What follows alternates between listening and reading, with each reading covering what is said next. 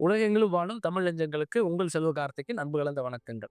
பொதுவாவே பார்த்தீங்கன்னா, எல்லாருடைய லைஃப்லயுமே பார்த்தீங்கன்னா, நெறைய பேருக்கு எல்லாமே கிடைக்கிற மாரி இருந்தாலும் கூட, ஒரு சில நேரங்கள்ல சில தடைகள சந்திப்போம். அதுவும் மெயினா பார்த்தீங்கன்னா, திருமண தடை. எனக்கு நல்ல வேலை கிடைச்சிருச்சுங்க. நல்ல ஒரு ஒரு ஏஜ் கரெக்ட்டான ஏஜ் ஒரு பொண்ணுக்காகட்டும், பையனுக்காக இருக்கட்டும். இந்த ஏஜ்ன்னு வந்துச்சுன்னா வீட்ல என்ன பண்ணுவாங்க அப்டின்னா, கண்டிப்பா திருமணத்துக்கான முயற்சி எடுக்க ஆரம்பிச்சுருவாங்க.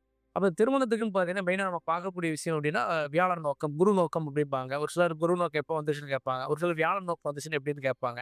இல்ல ஜாதகம் குடுத்து, "சார் எனக்கு கல்யாணம் எப்போங்க சார் பண்ணலாம்லாம்?" கேட்பான். பொதுவா அந்த கல்யாணத்துக்குரிய காலம் அப்படின்னு வந்துட்டாலும் கூட, அதையும் மீறி சில பேருக்கு தடை வாங்கி வந்துட்டே இருக்கும். பொதுவாவே ஒரு ஜாதகத்துல குரு வியாழன் நோக்கம் அப்படிங்கிறது பார்த்தீங்கன்னா, 2வது வீடு, 5வது வீடு, 7வது வீடு, 9ஆம் வீடு, 11வது வீடு இந்த மாதிரியான வீடு இருந்தா குரு பகவான் வந்து இருக்கிறப்போ, ராசியிலிருந்து வந்தாலும் அந்த யோகத்த குடுக்கும். லக்னத்திலிருந்து அந்த வீட்ல அந்த குரு வந்தாலும் அந்த யோகத்த குடுக்கும். அந்த மாரி நேரங்கள்ல திருமணத்துக்கு பார்த்தோம் அப்படின்னு சொன்னா, டக்குனு கல்யாணங்கிறது ஆயிரும்.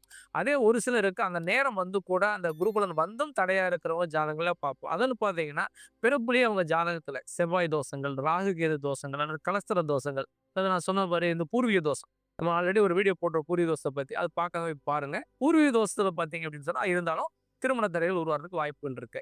இந்த மாதிரியான தோஷங்கள் உங்க சுய ஜாதகம் இருந்து, அதுக்கான ரெமெடி நெறைய கோயில்லலாம் போய் பரிகாரம் பண்ணுவாங்க. ஒரு சிலர் வந்து சார் நம்ம வாழ மர தாலி எல்லாம் வச்சு கல்யாணம்லாம் பண்ணி அதுக்கான பரிகாரம் பண்ணி வந்தேங்க. திருநாகேஸ்வரம் போயிட்டு ராகுகேதுக்கு பரிகாரம் பண்ணியிருக்கேங்க. காளகஸ்தி வரைக்கும் போயிட்டு வந்துட்டேங்க. ஆனா இன்னுமே திருமணம் வந்து நடக்கலன்லாம் சொல்றதையும் நம்ம பார்ப்போம். அப்ப பர்ட்டிகுலரா உங்க சுய ஜாதகத்துல என்ன திசை நடக்குது? என்ன புத்தி நடக்குது? அதுகூட இந்த குருவுடைய நோக்கம் எந்த அளவுக்கு வியாழன் நோக்கம் எந்த அளவுக்கு வந்திருக்குது? அதே மாரி அது திருமண தடைக்கான காரணம் இந்த தோசை தானா? அதுக்கான ரெமெடி என்ன அப்படிங்கிறத தெளிவா தெரிஞ்சுக்கிட்டு, நீங்க அதுக்கு தகுந்த மாரியான முயற்சி எடுத்தீங்கன்னா, கண்டிப்பா உங்களுக்கு திருமணம் நடக்கக்கூடிய காலத்தையும் இங்க அறிஞ்சுக்கலாம். அதே டைம்ல நீங்க மேரேஜும் பண்ணிறலாம். ஆனா முடிஞ்ச அளவுக்கு இந்த திருமண தடை அப்படிங்கிற விஷயத்த இனிமேல் விட்டுருங்க. கண்டிப்பா உங்க சுய ஜாதத்த டீட்டெயிலா நம்ம வந்து கண்டிப்பா ஆராய்ச்சி பண்ணி, அதுல இருக்கக்கூடிய தடைகளுக்கான காரணங்கள் என்னன்னு தெரிஞ்சுக்கிட்டு, அதுக்கான ப்ராப்பரான வழிமுறை நீங்க தேடுனீங்கனாவே, கண்டிப்பா திருமண தடையிலிருந்து விலகுறதுக்கு வாய்ப்புகள் உண்டு. ஒண்ணும் கவலைப்பட வேண்டாம். நீங்க நேர்ல நம்ம ஜாதகத்த நீங்க உங்க ஜாதகத்த கொண்டு பார்க்கணும் அப்படின்னு நினைச்சீங்கன்னா, கோயம்புத்தூர்ல ராமநாதபுரம் ஜெம் நம்முடைய ஆஃபீஸ் இருக்கு. நேர்ல ஒரு நாள் வாங்க. இல்லைன்னா நேர்ல வர முடியாதுங்க அப்படின்னா, ஃபோன் கன்சல்டிங் ஆப்ஷன் இருக்கு.